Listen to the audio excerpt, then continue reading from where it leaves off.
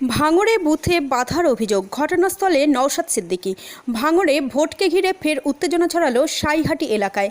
Booth নম্বর 258 ও 259-এ ভোটারদের ভোটদানে বাধা দেওয়ার অভিযোগ উঠেছে শাসক দল তৃণমূল কংগ্রেসের বিরুদ্ধে।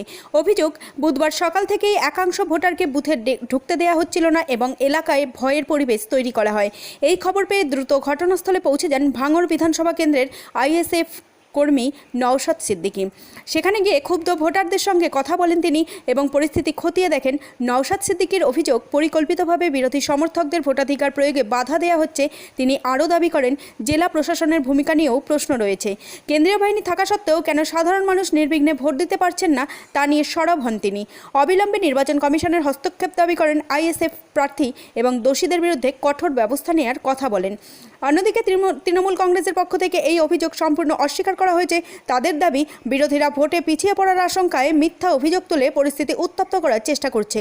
স্থানীয় প্রশাসন জানিয়েছে, ঘটনাটি খতিয়ে দেখা হচ্ছে এবং কোথাও কোনো অনিয়ম প্রমাণিত হলে প্রয়োজনীয় ব্যবস্থা নেওয়া হবে। তবে এই ঘটনাকে কেন্দ্র করে এলাকায় সাময়িক উত্তেজনা তৈরি হলেও নিরাপত্তা বাহিনী দ্রুত পরিস্থিতি নিয়ন্ত্রণে আনে।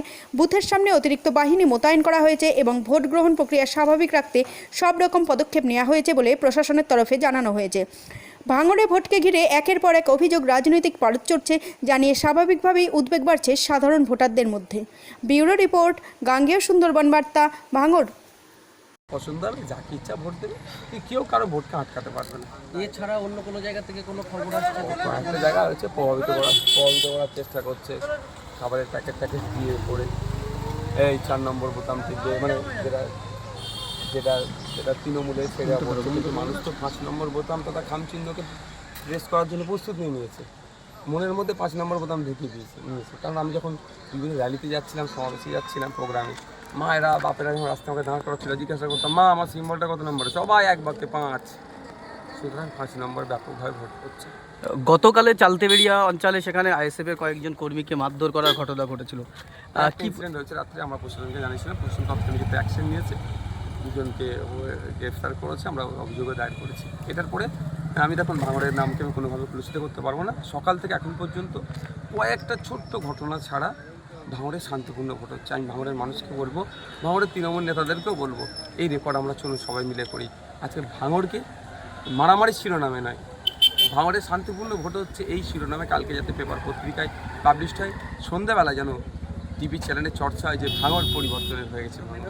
পুলিশের যে নজরদারি, পুলিশের পক্ষ থেকে যেভাবে মোতায়েন হয়েছে পুলিশ, এনআইএ টিম, ডিসিরা আসছেন, আইপিএসরা আসছেন, ভালো, পজিটিভ তো এগুলো। পুলিশ চাইলে শান্তিপূর্ণ ভোট হবে। হ্যাঁ, অবশ্যই।